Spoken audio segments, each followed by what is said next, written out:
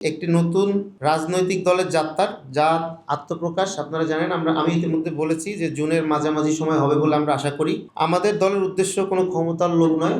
আমাদের লক্ষ্য সকল নাগরিকের সমান অধিকার, ইনসাফ ভিত্তিক সমাজ ব্যবস্থা, কল্যাণমুখী রাষ্ট্র গঠন, সামাজিক ও অর্থনৈতিক ন্যায় বিচার প্রতিষ্ঠার মাধ্যমে স্থায়ী সুশাসন প্রতিষ্ঠা করা। আমরা বিশ্বাস করি রাজনীতি হতে পারে একটা সেবার মাধ্যম।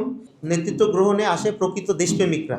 আমরা আসলে ওই ভাবধারা থেকে বের হয়ে আসতে চাই যে আমি ক্ষমতায় গেলে এটা করব, ক্ষমতায় গেলে ওইটা করব, হ্যান করব, ত্যান করব। এটা না, ক্ষমতায় না থেকেও একটা রাজনৈতিক দল চাইলে যে দেশের জন্য কাজ করতে পারে সেটা হচ্ছে আমরা দেখাতে চাই।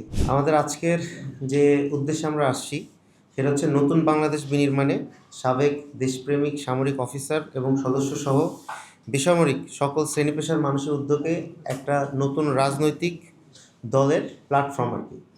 আমরা রাজনৈতিক দলটা হয়তো আপনার সামনের জুনের মাঝামাঝি সময় নিয়ে আসবো, বাট এটার আগে একটা অফিসিয়াল ডিক্লারেশন দিলাম যে আমরা এই সময়টায় আসতেছি। তো ভাই, আপনারা জানেন যে ছাত্র জনতার ঘটে যাওয়া ঐতিহাসিক যে জুলাই অভ্যুত্থান, এটা ছিল একটি ফ্যাসিবাদ বিরোধী গণজাগরণ। প্রায় 2000 শহীদ এবং 30,000-এর বেশি আহত গাজী, অসংখ্য মানুষের আত্মত্যাগের বিনিময়ে রচিত হয়েছে বাংলাদেশ 2.0, একটি বৈষম্যহীন, ন্যায়ভিত্তিক এবং কল্যাণমুখী রাষ্ট্রের স্বপ্ন। তবে গভীরভাবে উদ্যোগের সাথে আমরা এখন লক্ষ্য করছি এই বিপ্লবের যে মূল চেতনা আজ হুমকির মুখে। অন্তর্বর্তীকালীন সরকারের অভ্যন্তরীণ ও বহিঃচাপের মধ্যে পরে জুলাইয়ের যে অঙ্গীকার ছিল সেই অঙ্গীকার থেকে অনেকটাই এখন আমরা মনে করি যে বিচ্যুত হয়ে গিয়েছে। প্রচলিত রাজনৈতিক দলসমূহ আবার ফিরে যাচ্ছে পুরনো রাজনীতির ধারায়। টেন্ডারবাজি, চাঁদাবাজি, দলীয় অন্তঃকন্দল, ক্ষমতার লোভ এবং চেতনা বাণিজ্যে আবার ব্যস্ত হয়ে পড়ছে।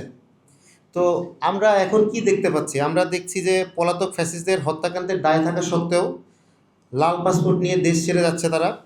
জুলাই আহতদের যথাযথ চিকিৎসা, সুরক্ষা এবং পুনর্বাসনের অভাব, শহীদের কন্যার উপর পাশবিক নির্যাতন এবং নির্যাতনের ফলে আত্মহত্যা, প্রশাসনের সামনে পরাজিত 24-এর শক্তির মিছিল, এবং সবচেয়ে বেদনাদায়কভাবে আমরা যেটা দেখেছি বিভিন্ন রাজনৈতিক দল চিহ্নিত ফ্যাসিস্টদের পুনর্বাসন করতে মরিয়া।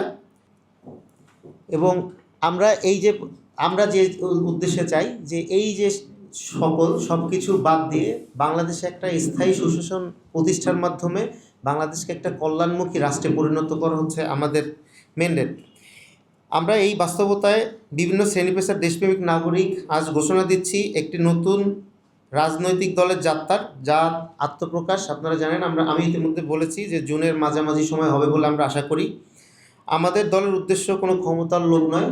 আমাদের লক্ষ্য সকল নাগরিকের সমান অধিকার, ইনসাফ ভিত্তিক সমাজ ব্যবস্থা, কল্যাণমুখী রাষ্ট্র গঠন, সামাজিক ও অর্থনৈতিক ন্যায় বিচার প্রতিষ্ঠার মাধ্যমে স্থায়ী সুশাসন প্রতিষ্ঠা করা। আমরা বিশ্বাস করি রাজনীতি হতে পারে একটা সেবার মাধ্যম। যদি নেতৃত্ব গ্রহণে আসে প্রকৃত দেশপ্রেমিকরা। এখানে রাজনীতিতে দেশপ্রেমিকদের আসাটা খুবই জরুরি। এই নতুন রাজনৈতিক প্ল্যাটফর্মের আত্মপ্রকাশের সাথে সাথে গঠিত হবে কিছু জনকল্যাণমুখী সেল।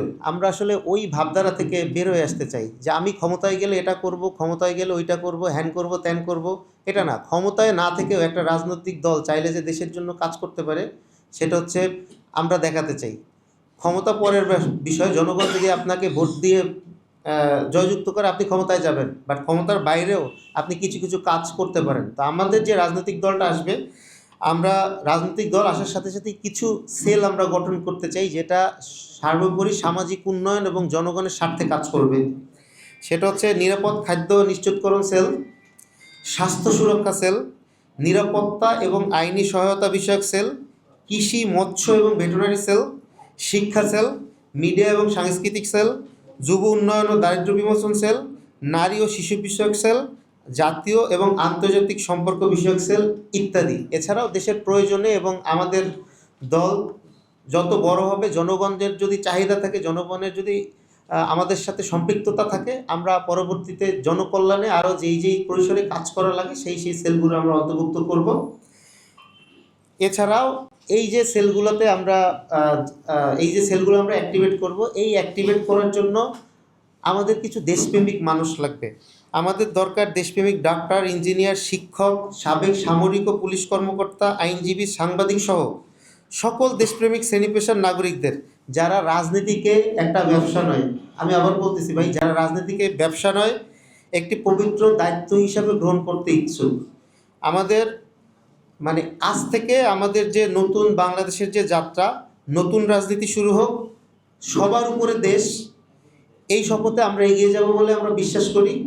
আমরা এই আপনাদের মাধ্যমে, আপনারা হচ্ছেন বাংলাদেশের, আপনারা বলতে পারেন যে চোখ, বাংলাদেশের চোখ আপনারাই হচ্ছে আমাদের কথাগুলো আপনাদের মাধ্যমে দেশের জনগণের কাছে পৌঁছাবে। আমরা দেশের আপামর জনসাধারণ যারা নিজেদের দেশপ্রেমিক মনে করেন, যারা রাজনীতিটাকে হচ্ছে ব্যবসা হিসাবে নেবেন না, তাদের আমরা আহ্বান জানাচ্ছি, আমাদের যেই নাম্বারগুলো নিচে দেওয়া আছে প্লাস আমার নাম্বার দেওয়া আছে, এই নাম্বারে আমাদের সাথে যোগাযোগ করুন। আমরা জুনের মাঝামাঝি সময় যখন আত্মপ্রকাশ করব, আমরা আত্মপ্রকাশ করার পরে একটা দিনও বসে থাকতে চাই না। আমরা সবাই মিলে, সমস্ত দেশপ্রেমিক শ্রেণীপেশার মানুষ মিলে দেশের কল্যাণে এবং দেশের জন্য একসাথে কাজ করার জন্য ঝাঁপিয়ে পড়তে চাই।